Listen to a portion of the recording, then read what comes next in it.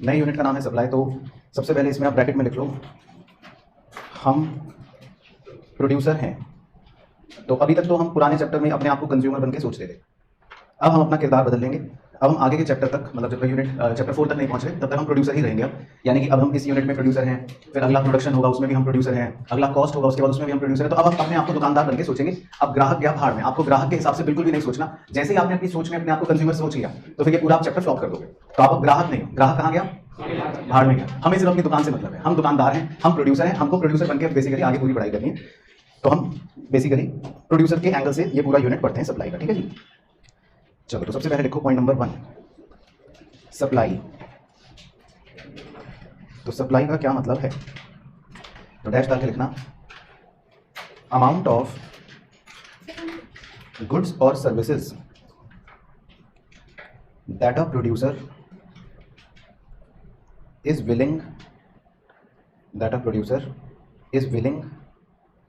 and able to offer to the market at various prices during a given period of time.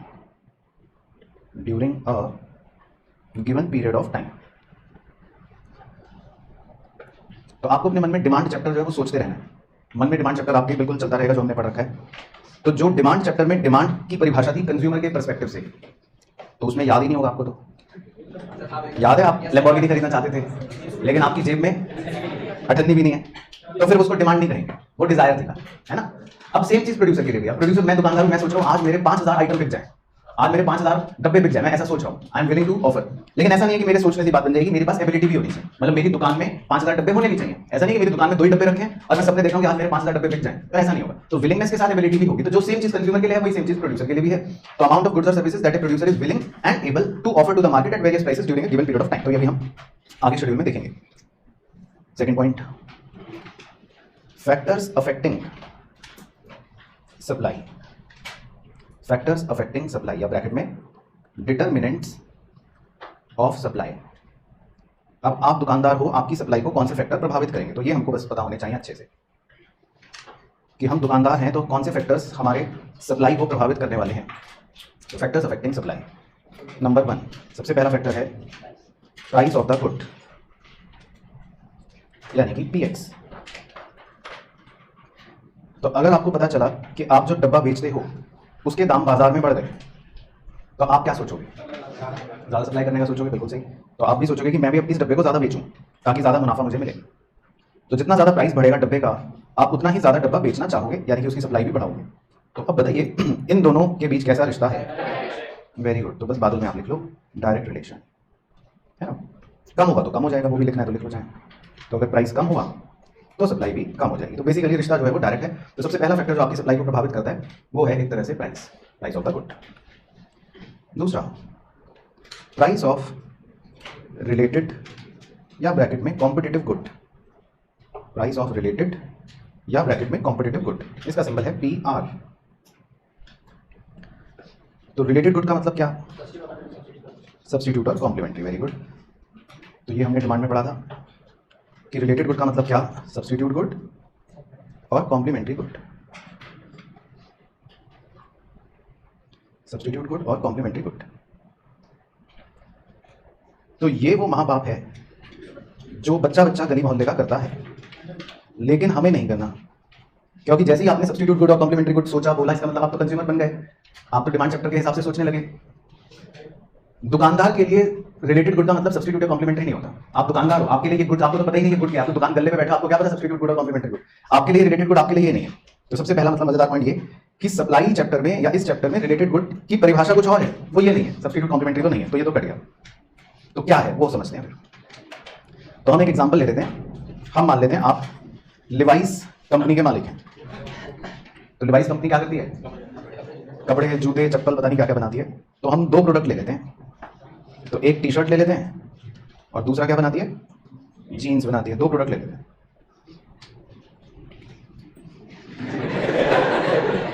Style है Levi's का। तो 2 product बनाती है। तो basically क्या है कि मान लो इनके पास एक जमीन है ना, या जहां पर ये प्रोडक्शन करते हैं। तो इनके पास ये जमीन एक तरह से फिक्स ही होगी। ये हम मान के चलते हैं assumption है कि भाई प्रोड्यूसर के पास जो जमीन है जहां पर वो प्रोडक्शन कर रहा है वो फिक्स्ड है, या जो रिसोर्सेज हैं जिनसे प्रोडक्शन हो रहा है, चाहे वो मशीन हो चाहे वो लेबर हो, वो फिक्स है उसके पास, है ना, मतलब रिसोर्स वर्ड लिख लेता हूं। अब या तो वो मजदूरों को बोले कि भाई चलो भाई मजदूर टी शर्टें बनाओ, या वो मजदूरों को बोले चलो भाई मजदूर जीन्स बनाओ। तो प्रोड्यूसर एक ही है, दुकानदार आप अकेले ही हो, लेकिन आप दो प्रोडक्ट्स बनाते हो। आप कितने प्रोडक्ट्स बनाते हो? दो।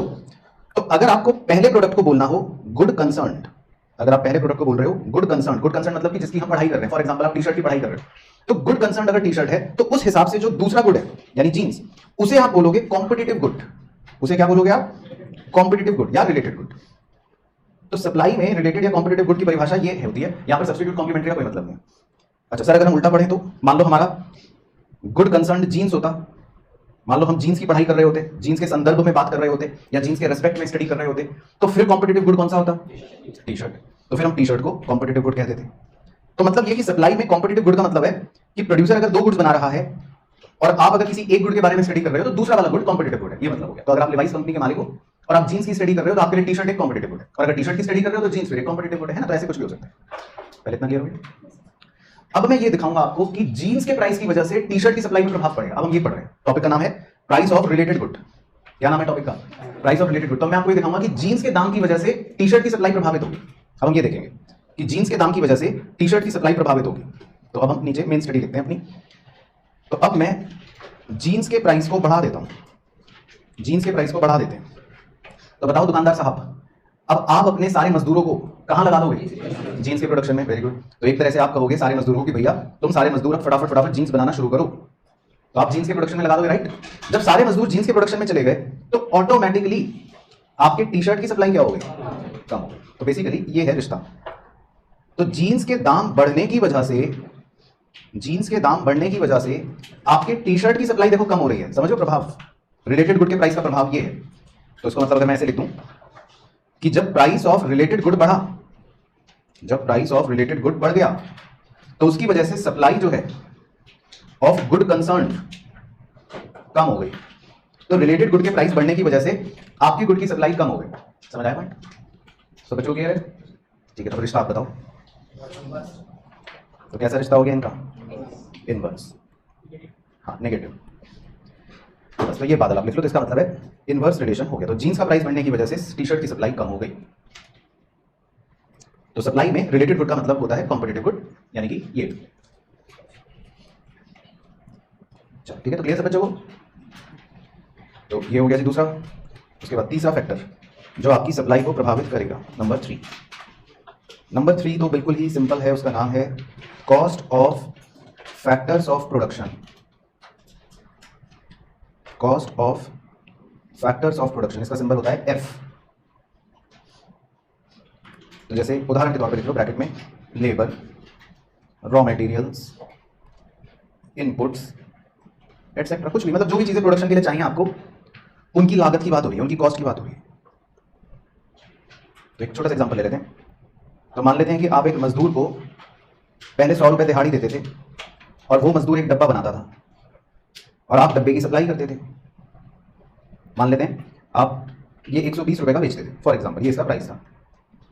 अब मजदूर की दिहाड़ी बढ़ गई। नाउ मजदूर ने कहा कि भाई मैं जो है अब अपनी दिहाड़ी बढ़ा रहा हूं, मैं 125 रुपए लूंगा। तो ये बात आपको सुनने में आई। तो अब आप डब्बे और बनवाओगे या कम बनवाओगे? कम बनवाओगे। क्यों?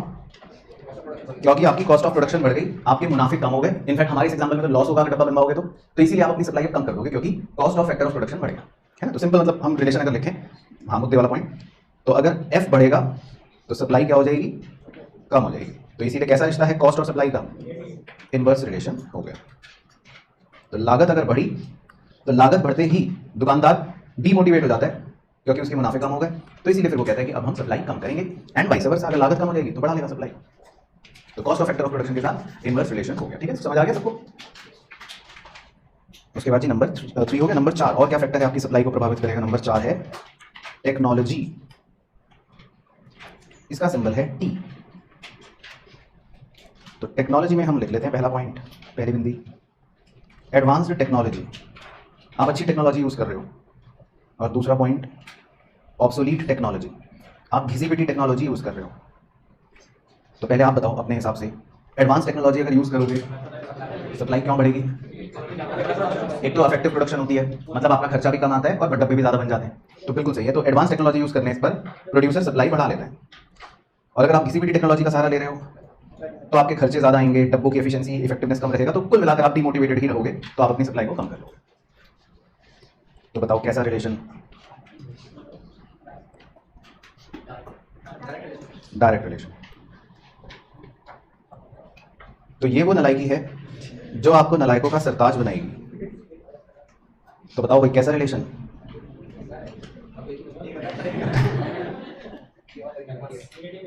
तो इनवर्स रिलेशन। तो डायरेक्ट रिलेशन नहीं है, इनवर्स रिलेशन तो आपको नलायकों का सुपर सरताज बनाएगी। तो टेक्नोलॉजी जो है वो कोई भी क्वांटिटेटिव चीज नहीं है जिसमें आप रिलेशन बता सको। It is not a quantitative चीज। अब ध्यान से सुनना, आप लागत को क्वांटिटी में बता सकते हो कि लागत पहले 100 थी और वो बढ़कर 125 हो गई। आप दाम को क्वांटिटी में बता सकते हो, मतलब क्वांटिफाई कर सकते हो कि दाम पहले 10 रुपए थे जो बढ़कर 12 हो गए। आप प्राइस ऑफ गुड को भी क्वांटिफाई कर सकते हो कि प्राइस पहले 1 रुपए था बढ़कर 4 रुपए हो गया। टेक्नोलॉजी को क्वांटिफाई करना, करो क्वांटिफाई की टेक्नोलॉजी सर पहले 5 थी टेक्नोलॉजी और अब 6 हो गई, नहीं कर सकते ना क्वांटिफाई, वो तो मार्शल कहता था। तो आप क्वांटिफाई नहीं कर सकते, आप सिर्फ इसकी क्वालिटी बता सकते हो कि ये अच्छी है और ये बुरी है। तो अच्छे बुरे को आप क्वांटिफाई नहीं कर सकते ना कि वो बढ़ रही है 5 से 6 हो गई, 6 से 9 हो गई, यू कैन नॉट क्वांटिफाई। तो टेक्नोलॉजी में आप ये डायरेक्ट या इनवर्स वर्ड नहीं लिख सकते, बात समझे? तो इसीलिए आपको बेवकूफ बनाने के लिए पूछा था। नहीं, ये ऑप्शन नहीं है। सारी थोड़ी ना, बच्चा देखो छोटी सोच रखता है, बच्चे को ज्ञान दे रहे हैं हम, तो बच्चा सोच रहा है बस क्वेश्चन में पूछेगा हमसे, हर चीज क्वेश्चन में थोड़ी ना पूछेगा, नहीं तो मैं क्वेश्चन आंसर ही करवा दूं। ये क्वेश्चन नहीं है कोई एग्जाम में कि वो पूछ रहा है बताओ टेक्नोलॉजी का रिलेशन क्या है। ये तो आप ज्ञान की दीक्षा ले रहे हो, ये तो आपका ज्ञान का सागर बढ़ा रहा है कि भाई ये भी बातें हैं। उसके बाद जी नंबर 5 का नाम है अदर फैक्टर्स। तो अदर फैक्टर्स का सिंबल तो सबको पता है, ओ। तो कुछ अदर फैक्टर्स लिख लेते हैं। पहला, एक्साइज ड्यूटी। एक्साइज ड्यूटी का मतलब होता है टैक्स ऑन मैन्युफैक्चर। तो हम एक छोटा सा एग्जांपल ले लेते हैं। तो मान लेते हैं आपने एक डब्बा बनाया, तो डब्बा बनाने की आपकी लागत आई 100 रुपए। अब जैसे ही आपने डब्बा बना के फैक्ट्री में तैयार करके रखा, तभी भागा भागा एक गवर्नमेंट ऑफिसर आ गया, यार आपने डब्बा बनाया, लाओ जी लाओ 20 रुपए टैक्स दो, तो आप मना नहीं कर सकते। तो टेक्निकली अब ये डब्बे की लागत आपकी कितनी बन गई? 120। और मान लेते हैं कि आप इसको बाजार में बेचते हो, बाजार का दाम है 130, ठीक है, तो कोई दिक्कत नहीं है। अब नाउ अगली बार आपने फिर डब्बा बनाया और फिर से गवर्नमेंट ऑफिसर भागा भागा आ गया, कह रहा लाओ जी लाओ टैक्स, लेकिन इस बार वो कह रहा है लाओ जी लाओ 30 रुपए टैक्स। तो अगर वो गवर्नमेंट ऑफिसर आपसे 30 रुपए टैक्स लेगा, तो एक तरह से आपकी लागत कितनी बन गई डब्बे की? 130। तो आप अब मोटिवेट होंगे या डीमोटिवेट? डीमोटिवेट होंगे। तो ऐसे में आप सप्लाई क्या करना चाहोगे? कम करना चाहोगे। तो समझ आ गया पॉइंट? तो इसका मतलब मुद्दा क्या कि अगर टैक्स बढ़ा तो सप्लाई कम। तो ये आप लिख लो बॉक्स में। तो इसका मतलब अगर सरकार ने टैक्स बढ़ा दिया तो आप डीमोटिवेट हो जाओगे और आप अपनी सप्लाई जो है डब्बों की कम करोगे, क्योंकि आपकी लागत अब बढ़ गई। तो बताओ रिश्ता इनवर्स। तो इनवर्स रिलेशन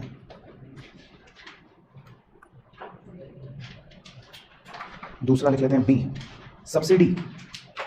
तो सब्सिडी तो खैर आपको पता ही है, और सब्सिडी का मतलब तो टैक्स का उल्टा, रिलैक्सेशन। तो अगर सरकार आपको सब्सिडी देती है ज्यादा तो आप क्या हो जाओगे? सप्लाई बढ़ा दोगे, मोटिवेट होगे, फिर आपको लगेगा अच्छी बात है, अपॉर्चुनिटी है, हमें सरकार रिलैक्सेशन दे रही है तो हम और डब्बे बनाएंगे। तो अगर सरकार सब्सिडी बढ़ा देती है तो फिर आप अपनी सप्लाई को भी बढ़ा दोगे। तो कैसा रिलेशन? डायरेक्ट। ठीक है, तो ये तो क्लियर। फिर नंबर सी, और क्या फैक्टर अदर में हो सकता है? नंबर सी का नाम है nature of competition. Nature of competition, तो ये बढ़िया पॉइंट है। हालांकि हम चैप्टर 4 में डिटेल पढ़ेंगे, लेकिन फिर भी अभी लिख लो। दो तरह के कंपटीशन हम मानते हैं एक्सट्रीम लेवल पर, एक को बोलते हैं परफेक्ट और एक को बोलते हैं मोनोपोली। तो दो तरह के कंपटीशन हम मानते हैं एक्सट्रीम वाले, एक को बोलते हैं परफेक्ट और एक को बोलते हैं मोनोपोली। परफेक्ट का मतलब होता है कि भाई जहां पर बहुत सारे सेलर्स होते हैं, मतलब सब्जी मंडी की तरह से बहुत large number of buyer and seller होते हैं। और मोनोपोली का मतलब होता है सिंगल सेलर, एक ही आदमी।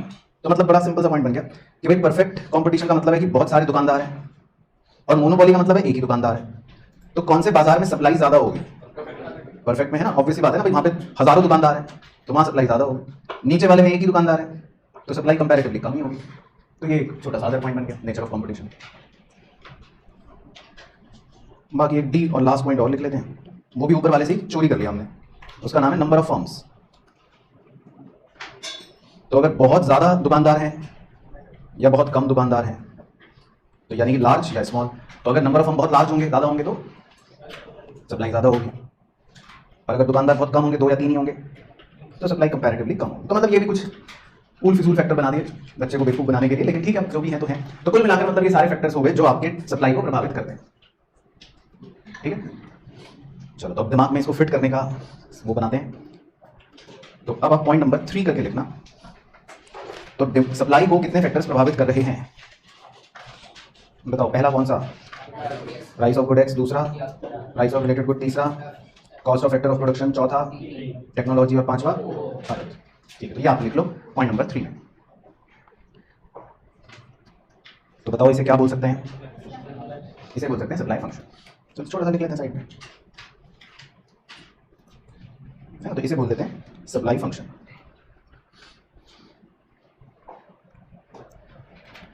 अब अगर हम अदर फैक्टर्स को कांस्टेंट कर दें, हम टेक्नोलॉजी को कांस्टेंट कर दें, हम cost of factors of production को कांस्टेंट कर दें, और प्राइस ऑफ रिलेटेड गुड को भी कांस्टेंट कर दें, मतलब कि हम एज्यूम कर रहे हैं, क्या एज्यूम कर रहे हैं? हम एज्यूम कर रहे हैं बीइंग अदर थिंग्स कांस्टेंट। अगर हम ये एज्यूम कर लें कि भैया ना तो प्राइस ऑफ रिलेटेड गुड बदलेगा, ना cost of factor of production बदलेगा, ना टेक्नोलॉजी बदलेगी, ना अदर फैक्टर बदलेगा, मान लो ये एज्यूम कर लें, तो ये आपने पढ़ा था ना डिमांड में सेक्टर्स वेरिएबल्स। तो बताओ प्राइस ऑफ द गुड और सप्लाई ऑफ द गुड में कैसा रिलेशन है? डायरेक्ट रिलेशन रहेगा। तो ये कानून बन गया। बताओ इस कानून का नाम? Law of supply. बिल्कुल सही। तो इस कानून को बोल देते हैं लॉ ऑफ सप्लाई, कि भैया अगर अदर फैक्टर्स कांस्टेंट रहें, है ना, वो चारों कांस्टेंट रहें अगर, तो प्राइस का और सप्लाई का डायरेक्ट रिलेशन होगा। तो इसको लॉ बना दिया, लॉ ऑफ सप्लाई। ठीक है, तो लॉ ऑफ सप्लाई अगर लिखना है तो लिख लो सिंबॉलिक फॉर्म में। तो लॉ ऑफ सप्लाई कह रहा है पीएक्स बढ़ेगा तो सप्लाई कम, ओहो सॉरी सप्लाई ज्यादा, और पीएक्स अगर कम होगा तो सप्लाई कम। यानी कि लॉ ऑफ सप्लाई कह रहा है कि डायरेक्ट रिलेशन है। तो प्राइस बढ़ेगा तो सप्लाई बढ़ेगी, प्राइस कम होगा तो सप्लाई कम होगी, ये लॉ ऑफ सप्लाई कहता है। अब आपको बताना है जी सबसे मुद्दे का point, law of supply quantitative statement है या क्वालिटेटिव स्टेटमेंट है? क्वांटिटेटिव, वेरी गुड, है ना। तो ये आप बड़ा बड़ा बक्से में लिख लेना, ये 1 नंबर का डायरेक्ट एमसीक्यू पूछते हैं। क्वांटिटेटिव स्टेटमेंट है ना, तो इसमें स्टार लगा लो। तो ये काफी बार एग्जाम में पूछ लेते हैं कि लॉ ऑफ सप्लाई कैसा स्टेटमेंट है, क्वांटिटेटिव या क्वालिटेटिव या बोथ या नन, है ना। तो law of supply quantitative statement है। तो बहुत बहुत मुबारकबाद, आपका -0.25 एग्जाम में पक्का हो गया। अब लॉ ऑफ डिमांड में जरा झांक के देखें कि वहां पे क्या लिखवाया था। वहां पे लिखवाया था क्वालिटेटिव स्टेटमेंट। ये सिर्फ रिश्ता बता रहा है कि भैया डायरेक्ट रिश्ता है। क्वांटिटी कहां है बताना जरा, इसमें क्वांटिटी कहां है? कहां लिखा है कि प्राइस 1 रुपए बढ़ेगा तो सप्लाई 500 यूनिट्स बढ़ेगी? बताओ जरा, इस लॉ में मुझे तो कहीं क्वांटिटी नजर ही नहीं आ रही है। तो आप अपने मन में सोच रहे होंगे, सोच रहे होंगे, बताओ इस लॉ में आपको कहीं कोई क्वांटिटी नजर आ रही है? किसी को ये लॉ लिखा हुआ है देखो कि प्राइस बढ़ेगा तो सप्लाई बढ़ेगी, इसमें कहां है क्वांटिटी? क्वांटिटी तो कहीं है ही नहीं। तो रिश्ता बता रहा है कि भाई दोनों का डायरेक्ट या पॉजिटिव रिश्ता है। तो जितना बड़ा आपने क्वांटिटेटिव लिख रखा है ना, उससे डबल बड़े में क्वालिटेटिव स्टेटमेंट लिखना ताकि याद रहे एग्जाम में। तो लॉ ऑफ सप्लाई हो या चाहे लॉ ऑफ डिमांड हो, ये क्वालिटेटिव स्टेटमेंट्स हैं, ये सिर्फ रिश्ता बताते हैं, क्वांटिटी तो कहीं है ही नहीं इसमें। चलो, तो इसका मतलब ये कि आप सिर्फ आगे आगे बढ़ा चल, पीछे पीछे छोड़ा चल वाली पॉलिसी को फॉलो कर रहे हो। लॉ ऑफ डिमांड में भी सेम आपको पागल बनाया था, तब भी आप पागल बने थे, और वही सेम पागल आपको आज दोबारा बना दिया और आप वापस से पागल बन गए। तो इन शॉर्ट मतलब ये कि आप पागल ही बनने के लिए आए हैं। चलो, तो याद रखना है। तो ये है एक क्वालिटेटिव स्टेटमेंट। उसके बाद जी पॉइंट नंबर 4। पॉइंट नंबर 4 एक छोटा सा पॉइंट है, supply schedule and supply curve. Supply schedule and supply curve, तो इसी से हमारी वो फर्स्ट वाली डेफिनेशन भी कवर हो जाएगी दोबारा से। तो सप्लाई शेड्यूल में तो आपको एक टेबुलर फॉर्मेट बनाना है, बस 2 लाइनों का, मतलब 2 कॉलम्स का। पहले कॉलम का नाम लिखना है प्राइस, और दूसरे कॉलम का नाम लिखना है यूनिट्स या क्वांटिटी। क्वांटिटी लिख लो। तो अगर मेरे पास जो ये पेन है ये 10 रुपए का है, आपको अगर पता चले, आप दुकानदार हो, कि बाजार में जो पेन है वो 10 रुपए का है, तो आप कितने पेन बेचना चाहते हो? 105। तो आप 105 पेन बेचना चाहते हो, विलिंग हो, और बेच भी सकते हो, मतलब दोनों बातें, विलिंग भी हो और एबल भी हो, है ना। तो ये बेसिकली हो गया 10 रुपए पर आप 105 यूनिट्स बेचना चाहते हो। अगर आपको पता चले यही पेन 15 रुपए का हो गया, तो अब आप कितने पेन बेचना चाहते हो? वो कह रहे हैं 60। तो आपको थप्पड़ मारना है गाल पे, क्योंकि दाम बढ़ने पर दुकानदार क्या सोचता है? ज्यादा रुपए। तो आप अभी भी ग्राहक हो। अगर आप 60 कह रहे थे तो मतलब आपका दिमाग अभी भी ग्राहक में फंसा हुआ है। और अगर आपको पता चले कि ये पेन तो बाजार में 20 रुपए का हो गया, तो 280। तो आप 280 यूनिट्स पेन के बेचना चाहते हो। तो मतलब ये है कि कैसा रिलेशन होना चाहिए? डायरेक्ट रिलेशन होना चाहिए। तो ये इसको बोलते हैं सप्लाई शेड्यूल, है ना। तो इसी से वो सप्लाई की मैं परिभाषा पर आपको एक बार दोबारा ले चलता हूं, तो आप उससे समझ जाओगे कि मैं क्या कहना चाहता था। तो सप्लाई की परिभाषा में जो हमने लिख रखा ना बिल्कुल वन पॉइंट पे, कि भाई आप विलिंग भी हो और एबल भी हो कितने डब्बे बेचने के लिए eight various prices during a given period of time. तो उस पूरे बक्से को सप्लाई कह सकते हैं कि भाई आप 10 रुपए में 110 पेन बेचना चाहते हो, 15 रुपए में 200 पेन बेचना चाहते हो, जो भी, और 20 रुपए में 250 पेन बेचना चाहते हो, तो वो अलग अलग प्राइसेस पर आप कितने कितने पेन बेचना चाहते हो और एबल हो, उस चीज को सप्लाई बोलते हैं। चलो इसी से एक और क्वेश्चन याद आया, सप्लाई के नीचे ही बादल बनाओ। अब ये भी एमसीक्यू पूछता है कि सप्लाई एक फ्लो कॉन्सेप्ट है या ये एक स्टॉक कॉन्सेप्ट है, तो आपको कैसे बताओ? ओके चलो, तो इस बार पागल आप नहीं बने। तो सप्लाई जो है ये एक फ्लो कॉन्सेप्ट है, क्योंकि हम एक गिवन पीरियड ऑफ टाइम पे इसको मेजर करते हैं। एक हफ्ते की सप्लाई हो सकती है, एक महीने की सप्लाई हो सकती है, एक साल की सप्लाई हो सकती है। कभी भी ऐसे नहीं होती कि 5:36 पर बताओ क्या सप्लाई, तो ऐसे नहीं हो। चलो तो ये तो हो गया जी सप्लाई शेड्यूल। अब सप्लाई कर्व बनाना है, वो इधर बाजू में बना लेते हैं। तो आपको छोटा सा बनाना है, X axis Y axis. X axis पर लिख लो क्वांटिटी, वाई एक्सिस पर लिख लो प्राइस। तो बताओ कैसा रिश्ता है, तो कैसा कर्व बनेगा? Upward slope. बस तो इसको बोल देते हैं सप्लाई कर्व। तो डायरेक्ट रिश्ता जो होता है वो अपवर्ड स्लोपिंग कर्व से डिनोट हो जाता है। ठीक है, क्लियर? तो ये है सप्लाई कर्व। चलो उसके बाद जी नंबर 5। नंबर 5 आपको याद आ जाना चाहिए अपने आप, अगर आपने डिमांड में पढ़ा होगा तो। नंबर 5 का नाम है change in quantity supplied versus change in supply. याद आया? चलो थोड़ा थोड़ा याद है, पूरा याद करवाऊंगा देखो आपको।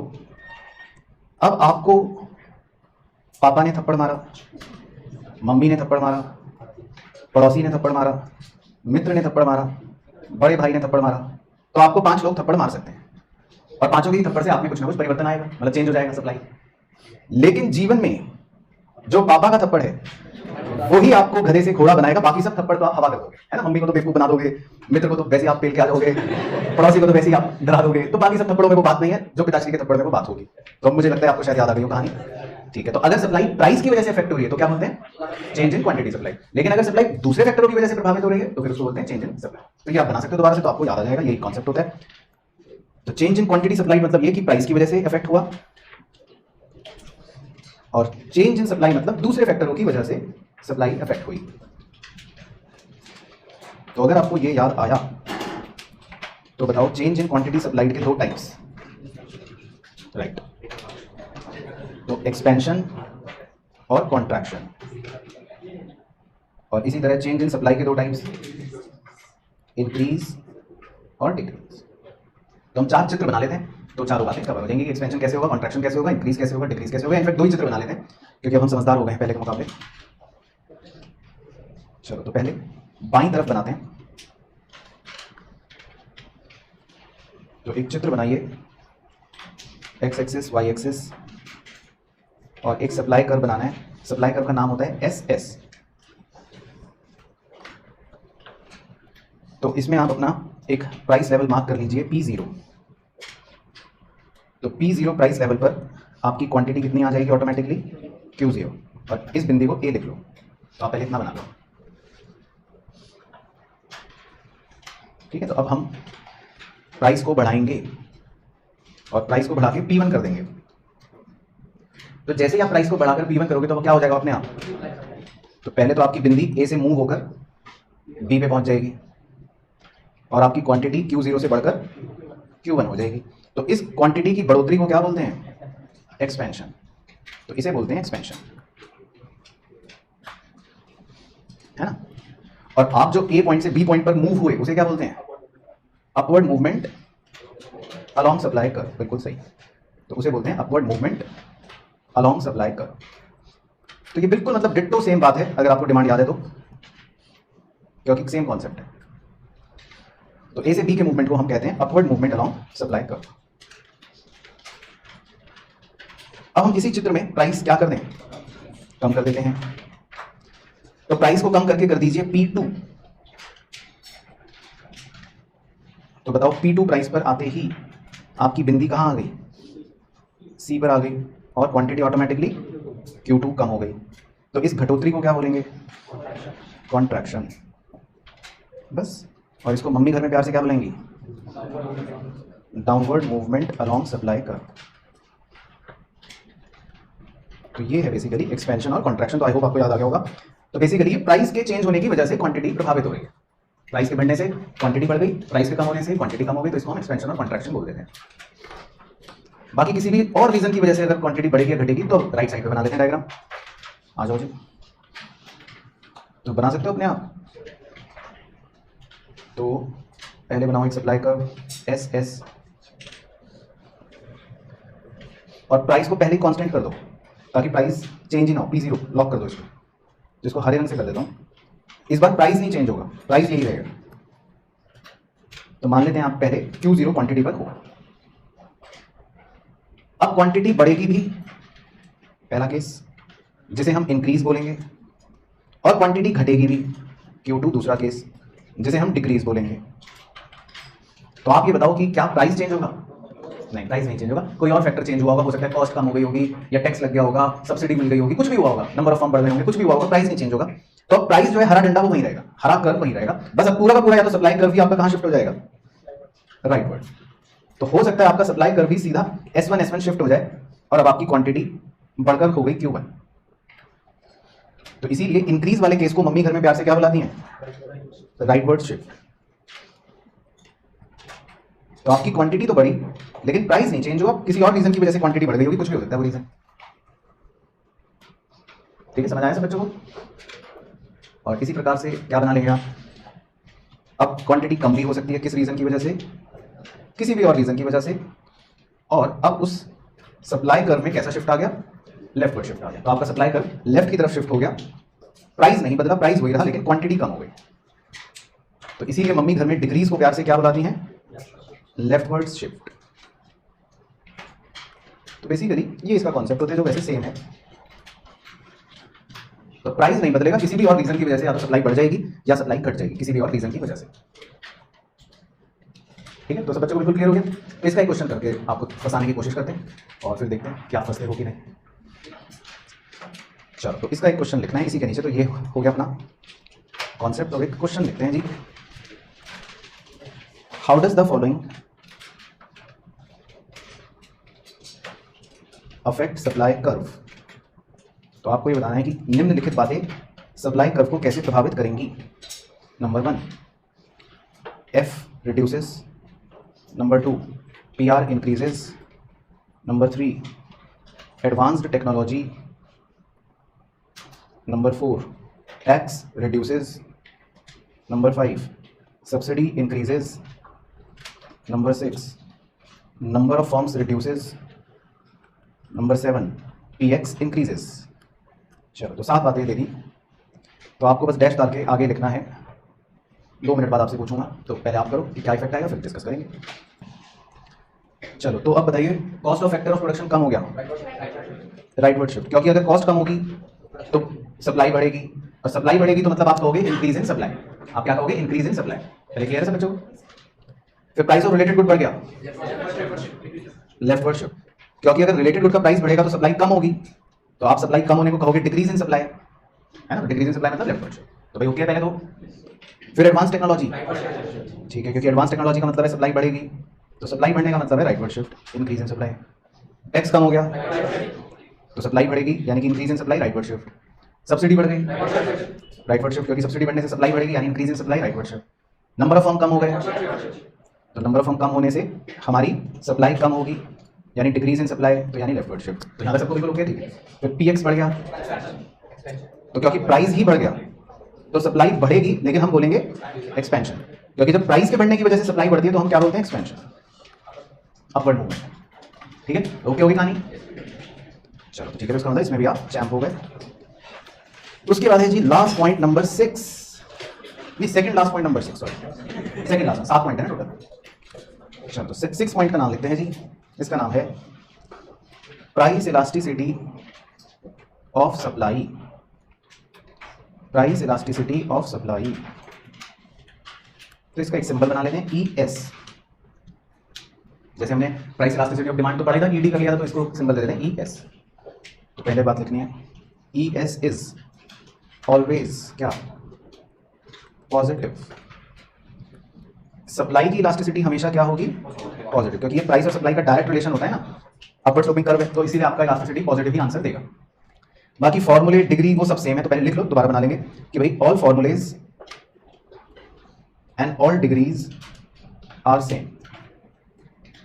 तो वैसे तो बिल्कुल पूरी 100% सेम है, बट फिर भी बना लेते हैं, एक बार रिवीजन हो जाएगा। तो पहले हम डिग्रीज बना लेते हैं, तो आप हेडिंग डाल लो डिग्रीज। तो कितनी डिग्रियां थी याद है? 5 डिग्रियां थी, ओके। तो नंबर 1 एक 4 लाइन का डायग्राम, नंबर 2 एक और 4 लाइन का डायग्राम, नंबर 3 एक और 4 लाइन का डायग्राम, नंबर 4 एक और 4 लाइन का डायग्राम, और नंबर 5 एक और 4 लाइन का डायग्राम। तो बिल्कुल गंदे से डायग्राम बनाने आपको 4-4 लाइन के छोटे गंदे। तो मैं पहला कर्व बनाऊंगा, फिर आप डिग्री बताना, अगर आपको याद है तो फिर देखते हैं, या तो आप सही बताओगे या बताओ। चलो, तो पहला सप्लाई कर्व है जी, ये हरे रंग का, बताओ डिग्री। Okay, very good. तो elasticity of supply is infinite, तो परफेक्टली इलास्टिक बोलते हैं इसको। तो जब सप्लाई कर्व होता है पैरेलल टू एक्स एक्सिस, तो इसका मतलब आपकी इलास्टिसिटी क्या है? इन्फिनिटी।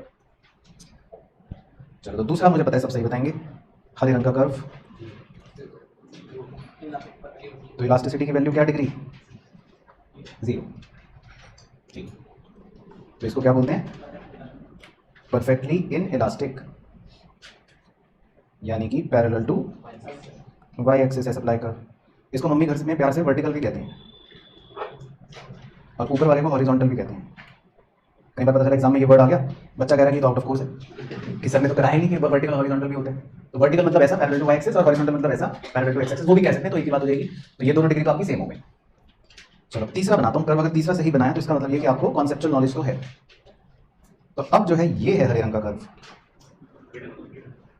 तो बताओ ग्रेटर देन 1, इसे बोलते हैं मोर देन इलास्टिक,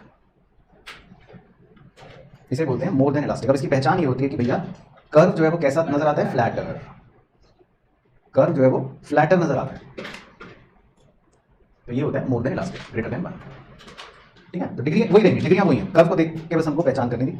अब चौथा देखो, चौथा हरे रंग का कर्व, तो ये वाला जो है चौथा सप्लाई कर्व, ये है लेस देन 1, तो इसको बोल सकते हैं हम लेस देन इलास्टिक।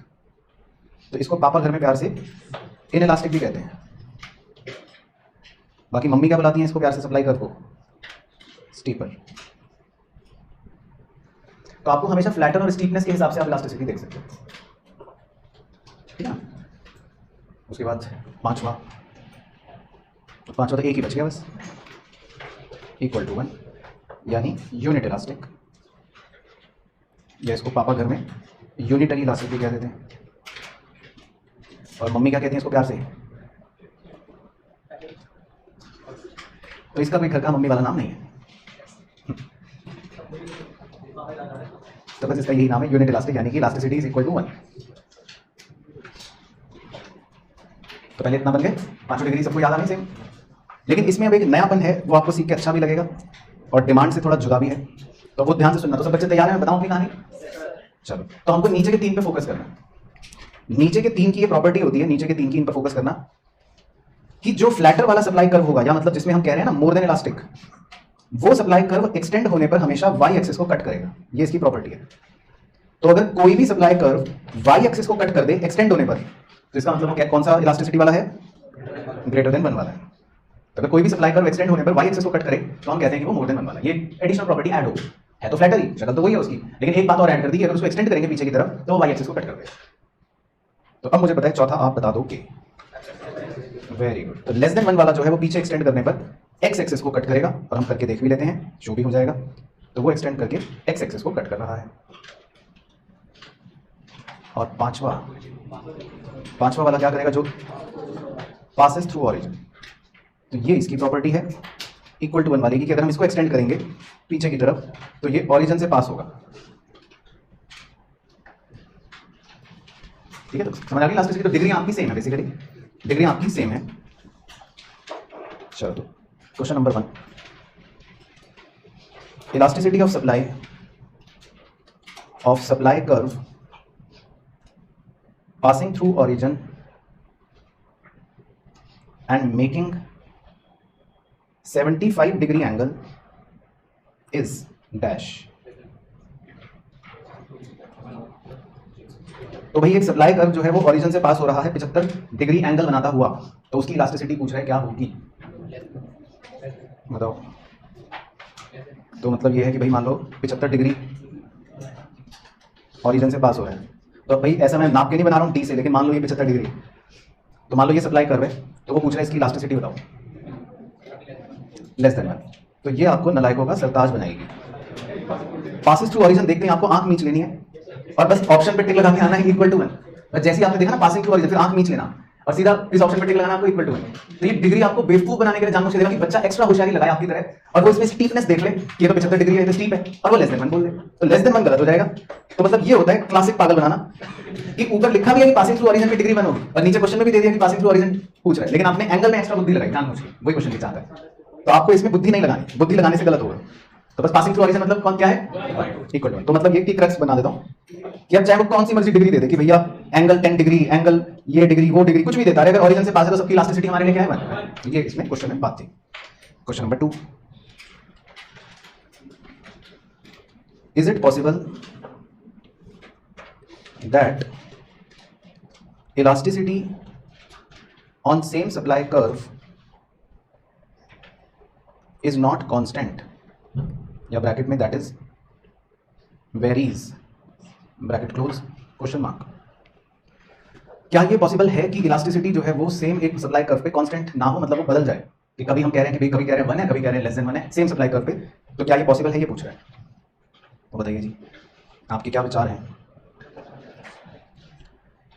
चलो तो विचार प्रकट करने से पहले हम चित्र बनाते हैं एक सुंदर, ठीक है। तो आप भी बना लो, थोड़ा सा बड़ा बनाना, 9-10 लाइनों का या 8-9 लाइनों का, और एक सप्लाई कर्व बनाना है बिल्कुल वैसे जैसे मैं बनाऊंगा। अगर आपने गड़बड़ करी तो फिर एनालिसिस फ्लॉप हो जाएगा।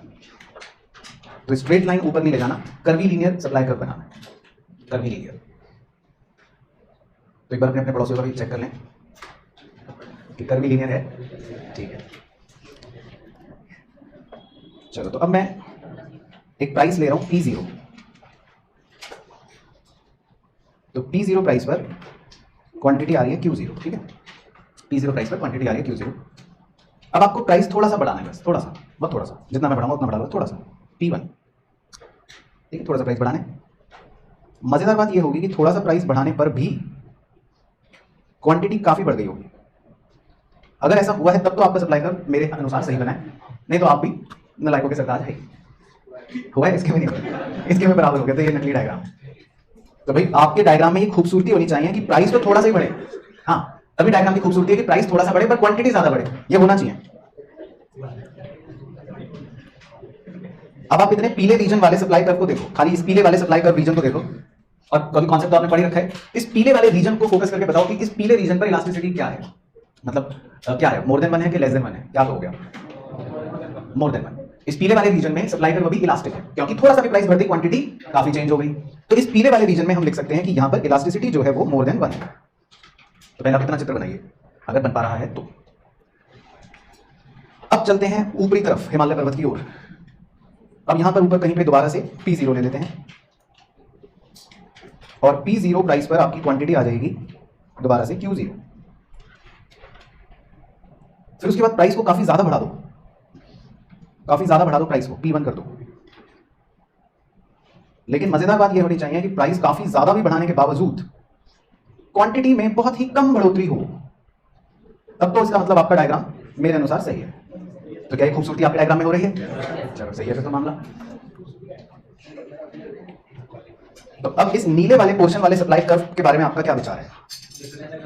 उस नीले पोर्शन वाले सप्लाई कर्व पर इलास्टिसिटी कैसी है? लेस देन 1, क्योंकि आपने प्राइस बहुत भी बढ़ा लिया तब भी क्वांटिटी थोड़ी सी बढ़ी। तो हम इस नीले वाले सप्लाई कर्व को कह सकते हैं लेस देन 1। और अगर आप बहुत गौर से देखो नीले और पीले को, तो मैं इधर अलग से निकाल दूं, अगर खाली पीला वाला अगर बनाऊं तो पीला वाला हिस्सा सप्लाई कर्व कुछ कुछ ऐसा बन रहा होगा, मतलब हल्का सा ऐसा बन रहा होगा, है ना। और नीला वाला हिस्सा अगर मैं अलग से निकाल दूं कर्व डायग्राम पर, तो नीला वाला हिस्सा आपका कुछ कुछ ऐसा बन रहा होगा, है ना। तो आपने वैसे भी लॉजिकली भी अभी थोड़ी देर पहले पढ़ा कि ये वाला देखो, नीचे वाला येलो वाला जो है काफी फ्लैटर है, वाई एक्सिस को कट करेगा, तो ये इलास्टिसिटी वैसे भी क्या डिनोट कर रहा है, मोर देन 1। और ऊपर वाला देखो जो नीले वाला है, अगर आप वो देखोगे तो वो पोर्शन ऑफ सप्लाई कर्व काफी ज्यादा स्टीप लग रहा है और वो एक्स एक्सिस को भी कट करेगा, तो इसीलिए उसकी इलास्टिसिटी है लेस देन 1। तो समझ आ गया, डीप एनालिसिस था ये। तो खैर अब क्वेश्चन का आंसर क्या बन गया? यस तो हो सकता है, तो हमने करके भी दिखा दिया। तो इलास्टिसिटी सेम सप्लाई कर्व पे अलग अलग भी हो सकती है, जैसे इस वाले सप्लाई कर्व पे हो गई, नीचे अलग है ऊपर अलग है। चलो तो ये इसका मतलब हो गया आपका पॉइंट नंबर 6 का मतलब डिग्रीज हो गई, है ना, डिग्रीज हो गई। अब फॉर्मूले लिख लेते हैं, वो भी वैसे सेम है लेकिन दोबारा लिख लेते हैं, एक बार रिवीजन सा भी हो जाएगा। फॉर्मूलेज, चलो तो नंबर 1 पॉइंट इलास्टिसिटी, बताओ फॉर्मूला याद है किसी को? नहीं sir, change in quantity by change in price into P0 upon Q0। और इसी को आप कैसे भी लिख सकते थे, मतलब Q1 minus Q0 upon P1 minus P0 into P0 upon Q0। तो मतलब ये याद है ना आपको, मैं मान के चल रहा हूँ फॉर्मूला वही सेम है, पॉइंट इलास्टिसिटी। और एक और लिख देता हूँ चाहे लाल डब्बे में, ये ओरिजिनल फॉर्मूला होता है इलास्टिसिटी का, यूनिवर्सल, याद है वो, percentage change in quantity upon percentage change in price. तो आप कैसे मर्जी निकाल लो, ये इसी के रूप हैं अलग अलग। पॉइंट इलास्टिसिटी फॉर्मूला वही सेम, Q1 माइनस Q0 अपन P1 minus P0 into P0 upon Q0, है ना। Q1 मतलब नई क्वांटिटी, Q0 मतलब पुरानी क्वांटिटी, P1 मतलब नया प्राइस, P0 मतलब पुराना प्राइस। अब इसमें वो नहीं होता है, आपके लिए मजे हैं कि भाई टोटल एक्सपेंडिचर मेथड, वो सब नहीं है, ज्योमेट्रिक मेथड वो सब नहीं है नाटक, बस दूसरा है आर्क मेथड। तो फॉर्मूला सेम है आर्क इलास्टिसिटी का भी, जो आपको याद नहीं होगा, बताओ। Q1 minus Q0 upon Q1 plus Q0, हम कैसे भी कर लो, P1 plus P0, P1 minus P0, हाँ बात एक ही है, जैसे मर्जी कर लो। हाँ बात एक ही, लिखना है लिख लो, उल्टा भी हो सकता है, उससे कोई फर्क नहीं पड़ेगा। Q0 माइनस Q1 कर लो चाहे, Q0 plus Q1, P0 plus P1, P0 minus P1, कैसे मर्जी कर लो, वो सेम ही है, एक ही बात रहेगी। तो ये है आर्क इलास्टिसिटी, ठीक है। तो इसमें दो ही फॉर्मूले हैं और दोनों आपके फॉर्मूले हैं सेम। चलो तो एक क्वेश्चन मुझे करवाना है इसमें, तो लिखो Q is equal to -100 plus 10P, find elasticity of supply when P is equal to ₹15।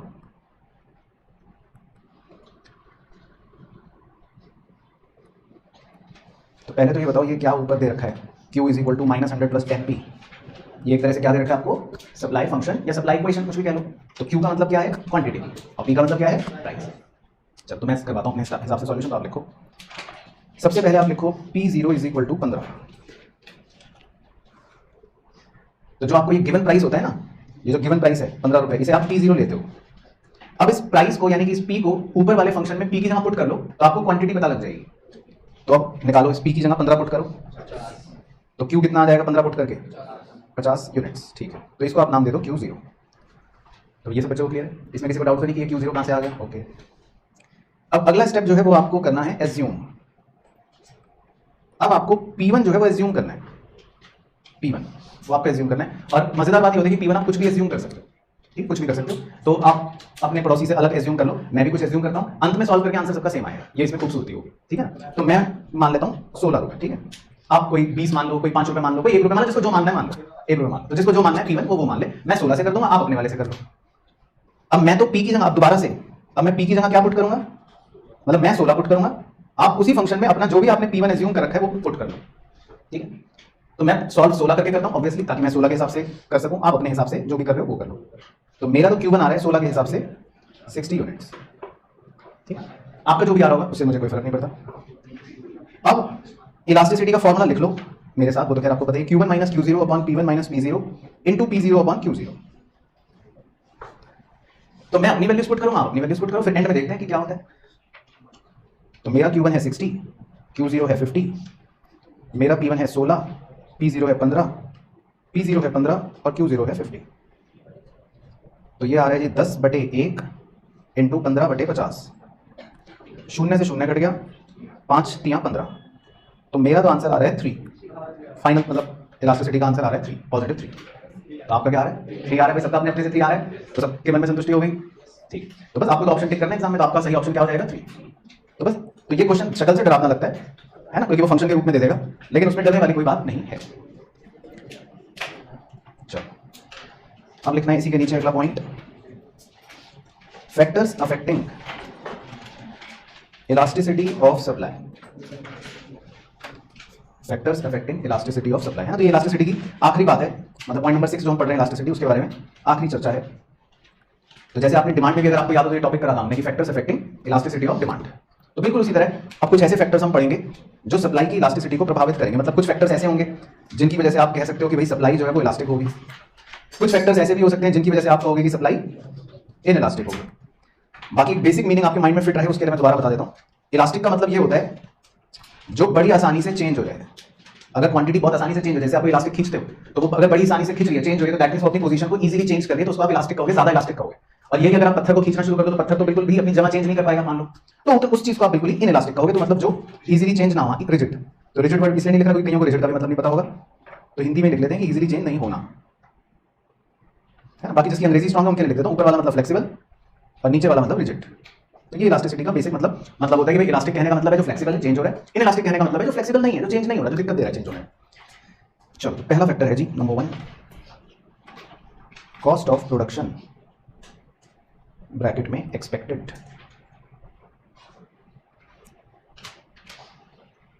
चलो अब कॉस्ट ऑफ प्रोडक्शन एक्सपेक्टेड का क्या मतलब है। मान लो आपको पता चले कि अगर आप अपने डब्बों की सप्लाई बढ़ाते हो तो आपकी प्रोडक्शन की कॉस्ट भी फिर बढ़ेगी। मान लो आपको ये पता चले कि अगर मान लो आप अभी 100 डब्बे बनाते हो और आपने सोचा कि अगर मैं 110 डब्बे बनाऊंगा तो एक बार चलो सोच रहा हूं, लेकिन आपको लगा या आपको पता चला कि अगर मैं ज्यादा डब्बे बनाने की कोशिश करूंगा तो मेरा खर्चा भी ज्यादा बढ़ जाएगा। तो क्या आप ऐसे में अपनी सप्लाई चेंज करना चाहोगे या नहीं करना चाहोगे? मतलब ये है पॉइंट कि कई बार हमारी एक्सपेक्टेशन ये होती है कि हमारी एक्सपेक्टिंग कॉस्ट जो है वो बढ़ेगी प्रोडक्शन बढ़ाने से। मतलब मैं ऐसे लिख देता हूं कि आपकी एक्सपेक्टेशन ये चल रही है कि अगर मैं प्रोडक्शन बढ़ाऊंगा तो आपकी एक्सपेक्टेशन ये है कि मेरी कॉस्ट भी काफी ज्यादा बढ़ जाएगी। तो ऐसे में आप सप्लाई बढ़ाना चाहोगे कि नहीं चाहोगे? नहीं चाहोगे ना, तो आप सप्लाई को चेंज नहीं करोगे। तो ऐसे में सप्लाई जो है वो थोड़ी इनइलास्टिक ही बनी रहेगी, यानी कि आप चेंज नहीं करना चाहोगे। आप कहोगे ठीक छोड़ो भाई छोड़ो, हमें नहीं चेंज करनी, सप्लाई जो है वही सही है। क्योंकि सप्लाई प्रोडक्शन बढ़ाने से अगर कॉस्ट बढ़ रही है तो फिर आप कहोगे कि मेरे को नहीं बढ़ानी सप्लाई, मेरे को नहीं चेंज करनी, मैं 100 पर ही ठीक हूं। तो आपकी मानसिकता थोड़ी इनइलास्टिक वाली रहेगी। हाँ, मान लो आपको पता चले कि प्रोडक्शन बढ़ाने से भी कॉस्ट नहीं बढ़ रही तो फिर आप बढ़ा लोगे, फिर आप सप्लाई चेंज कर लोगे। तो समझ आ गया? तो इसमें बस यही आपको लिखना है बेसिकली। तो अगर आपकी एक्सपेक्टेशन है कॉस्ट बढ़ने की तो फिर आप सप्लाई को चेंज नहीं करोगे, उसको आप उतना ही छोड़ दोगे, यानी इनइलास्टिक ही रखोगे। दूसरा टाइम पीरियड, ये आपने पढ़ रखा है डिमांड में भी। अगर आपके पास 5 साल का समय हो तो क्या आप 5 साल में सप्लाई चेंज कर सकते हो? कर सकते हो, मजे से कर सकते हो। तो अगर लॉन्ग टाइम पीरियड होता है तो इलास्टिसिटी हमेशा 1 से बड़ी मतलब ज्यादा होगी, फिर तो आप सप्लाई को मजे से चेंज कर लो। और अगर मैं आपको कहूं कि आपके पास 5 सेकंड है बस, आप दुकानदार हो, कर लो अपनी सप्लाई बढ़ा लो, 5 सेकंड है बस, शॉर्ट टाइम पीरियड है, तो फिर आप अपनी सप्लाई को चेंज नहीं कर पाओगे, काफी ज्यादा वो इनइलास्टिक रहेगी। तो ये सिंपल पॉइंट है टाइम पीरियड। तो समय जितना ज्यादा होगा उतनी आसानी से आप सप्लाई चेंज कर लोगे, समय बहुत ही कम होगा तो आप सप्लाई को फिर चेंज नहीं कर पाओगे, मुश्किल है। नंबर 3 में एक सेंटेंस लिखना है, supply is more elastic if firms are not working to full capacity. ये बढ़िया पॉइंट है कि supply is more elastic if firms are not working to full capacity. तो इसको समझाने के लिए हम एक चित्र का प्रयोग करते हैं। तो मान लेते हैं 2 ग्लास हैं पानी के। पहले ग्लास में पानी इतना भरा हुआ है और दूसरे ग्लास में पानी पूरा बिल्कुल ऊपर तक भरा हुआ है। तो पहली बात तो ये कि कौन सा ग्लास फुल कैपेसिटी पर है, काम कर रहा है, दूसरा वाला है ना। अब अगर हमें ये देखना हो कि किस ग्लास में पानी हम आसानी से चेंज कर सकते हैं, तो फर्स्ट ग्लास में आप आसानी से चेंज कर सकते हो क्योंकि वहां पर चेंज होने का स्कोप है। वहां पर अभी इतना ग्लास खाली पड़ा हुआ है तो आप आसानी से इतना पानी उसमें और भर सकते हो, तो पानी का स्तर बदल जाएगा, इजीली बदल जाएगा, मजे से बदल जाएगा, कोई टेंशन नहीं है। लेकिन जो ग्लास पहले ही फुल कैपेसिटी पे भरा हुआ है उसमें आप चेंज कर सकते हो उसके पानी के स्तर को। चेंज मतलब कि बढ़ा सकते हो, बढ़ा तो सकते हैं, वो तो ऑलरेडी फुल पे काम कर रहा है। तो यहाँ पर चेंज मतलब नहीं हो सकता, इस तरह से यहाँ पर वो पहले ही फुल कैपेसिटी पे काम कर रहा है। तो इसका मतलब जो चेंज नहीं हो सकता उसकी इलास्टिसिटी तो एक तरह से मतलब क्या है, इनइलास्टिक। और जो चेंज हो सकता है मजे से वो मोर इलास्टिक। तो बस वही सेंटेंस जो है, तो सेंटेंस का मीनिंग है पहला वाला ग्लास है बेसिकली कि सप्लाई जो है वो ज्यादा इलास्टिक होगी अगर फर्म्स फुल कैपेसिटी पे काम नहीं कर रहे हैं, पहला वाला ग्लास। दूसरा ग्लास तो ऑलरेडी फुल पर है तो वहां पे तो सप्लाई चेंज आप कर ही नहीं पाओगे क्योंकि वो पहले से बड़ी हुई है बढ़ाने से। वो तो मेरा एक एग्जांपल है पानी वाला, वो तो बच्चा कुछ भी सोच सके पानी फेंक दो कम हो जाएगा, लेकिन हाँ वो फुल कैपेसिटी का मतलब है कि फर्म ऑलरेडी अपने फुल रिसोर्स यूज कर रही है, तो अब वहां से वो इसका मतलब प्रॉफिट में है या अच्छा काम कर रही है तो वो और तो बढ़ा नहीं सकती ना इजीली, फिर तो उसको पूरा स्केल बढ़ा करना पड़ेगा। लेकिन अगर जो फुल कैपेसिटी पे काम ही नहीं करती उसके लिए आसान है, वो कहेगी 2 मशीनें और चला दो, कल से 5 मशीनें और चला दो, जिसकी पहले से सारी मशीनें चल रही हैं उसको दिक्कत है सप्लाई बढ़ाने में या चेंज करने में। वो सोचेगा कि भाई मैं तो पहले से ही फुल कैपेसिटी पर हूं तो मैं चेंज मुश्किल से कर पाऊंगा। ठीक है, तो क्लियर हो गया वाला पॉइंट भी। उसके बाद नंबर 4 और क्या फैक्टर है, नंबर 4 का नाम है availability of raw materials. Availability of raw materials. तो इसमें लिख लो पहला एरो डाल के इजीली अवेलेबल और दूसरे में नॉट इजीली अवेलेबल।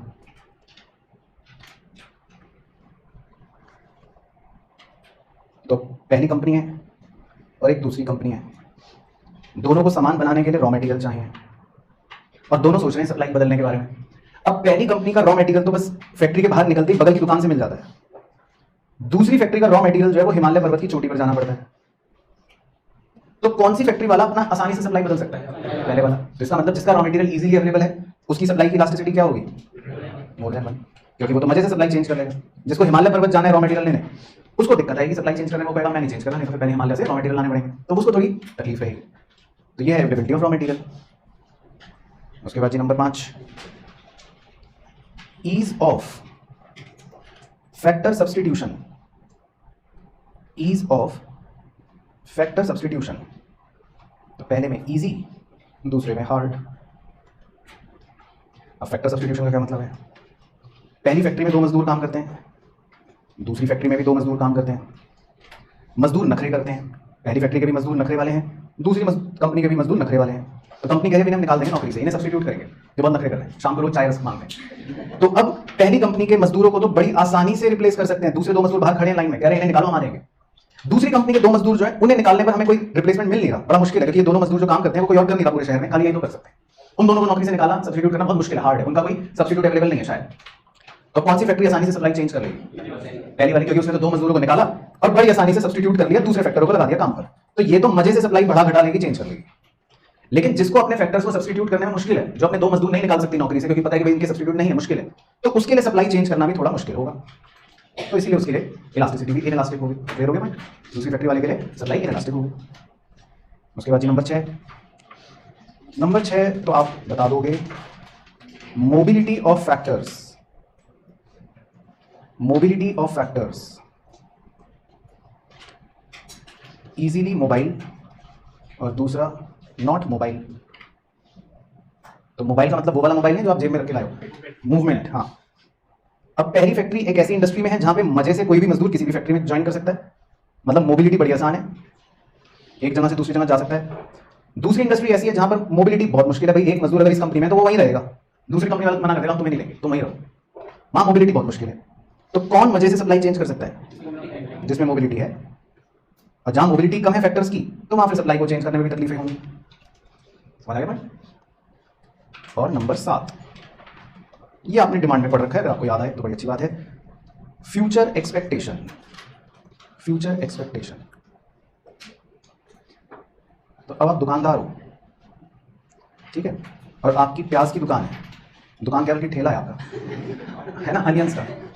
अब आप ये सपने देख रहे हो कि मान लेते हैं आज प्याज के दाम 100 रुपए किलो चल रहे हैं फॉर एग्जांपल, और आप ये एक्सपेक्ट कर रहे हो, आपकी एक्सपेक्टेशन है, आप सपने देख रहे हो कि फ्यूचर में तो ये महंगा हो जाएगा प्याज और 500 रुपए किलो हो जाएगा, आप सोच रहे हो, एक्सपेक्टेशन आपकी ये है। तो अब आप आज क्या करोगे? मतलब सप्लाई चेंज नहीं करोगे, कम रखोगे, मतलब जो है उतनी रखोगे, बढ़ाओगे तो नहीं ना, आज तो नहीं बेचोगे ना ज्यादा अनियंस, कब बेचोगे अनियंस? बाद में।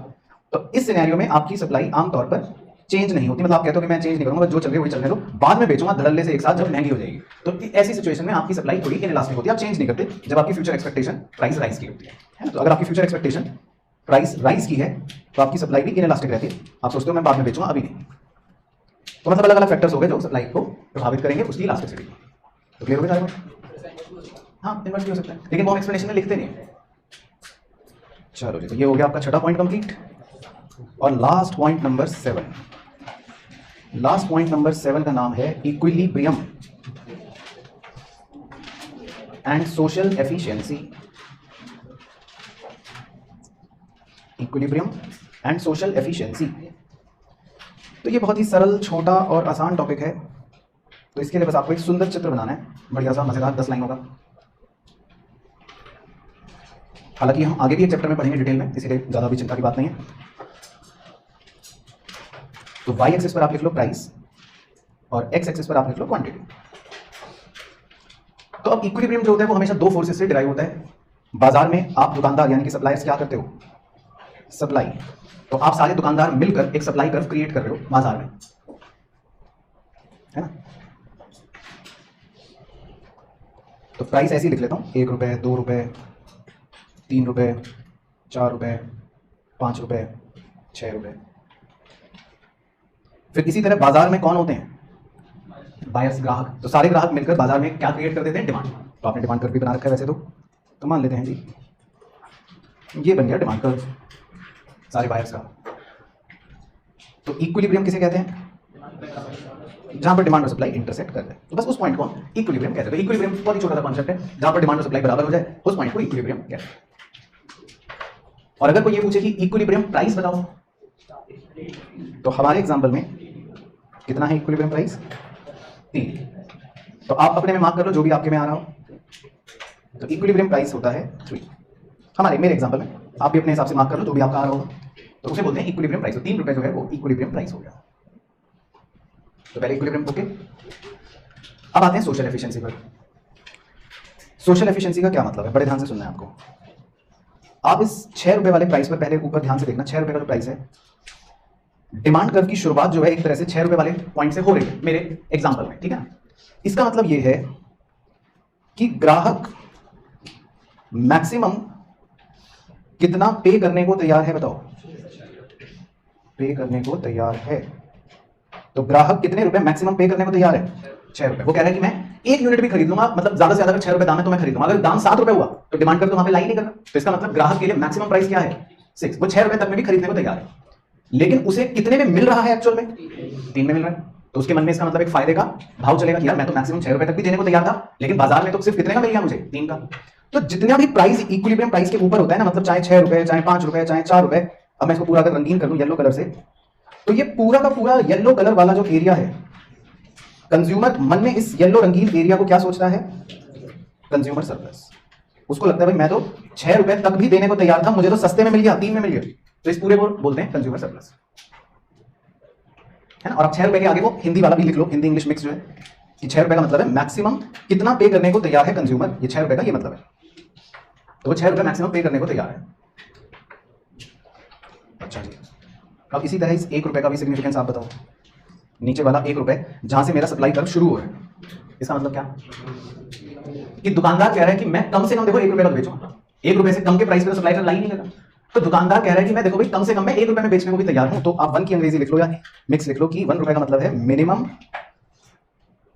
कितने का बेचने के लिए प्रोड्यूसर तैयार या रेडी है। तो प्रोड्यूसर कह रहा है भाई देखो मैं कम से कम 1 रुपए का तो बेचूंगा, उससे कम का नहीं बेच सकता मैं, तो इसीलिए सप्लाई कर्व 1 रुपए से मिनिमम से शुरू हो रहा है कि मैं कम से कम अपना प्रोडक्ट 1 रुपए का तो बेचूंगा ना। लेकिन बाजार में वो कितने का बेच रहा है? एक्चुअल में इक्विलिब्रियम प्राइस क्या है? 3। तो इसका मतलब जितना भी प्राइस उसके इक्विलिब्रियम प्राइस से मान लो कम है, तब तक प्रोड्यूसर के मन में क्या भाव होगा कि भाई मैं तो 1 रुपए में भी बेचने को तैयार था, बाजार में तो मुझे 3 का मिल रहा है, मतलब बेच पा रहा हूं मैं। तो उसको तो फायदा लगेगा अपना कि मैं तो 1 का भी बेचने को तैयार था, पर बाजार में मैं एक्चुअल में 3 का बेच पा रहा हूं। तो इसका मतलब हम रंगीन कर देते हैं। तो इक्विलिब्रियम प्राइस के नीचे जितना भी मतलब ये प्राइस वाला ये पूरा नीले रंग का रंगीन एरिया है, ये क्या डिनोट कर रहा है? Producer surplus. तो इस नीले एरिया का मतलब है प्रोड्यूसर सरप्लस। तो हम इस ई पॉइंट को इसीलिए सोशल एफिशिएंसी पॉइंट भी कहते हैं।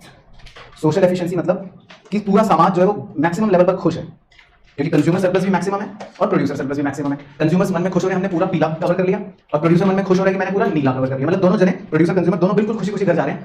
कंज्यूमर सोच रहे हैं मेरी जीत हो गई, प्रोड्यूसर सोच रहे हैं मेरी जीत हो गई। तो दोनों ने अपने पूरे फुल्ली कंज्यूमर सरप्लस और प्रोड्यूसर सरप्लस यूटिलाइज कर रखे हैं। तो वो भी मैं लिख देता हूं कि सोशल एफिशिएंसी पॉइंट का मतलब है कि फुल्ली कवर्ड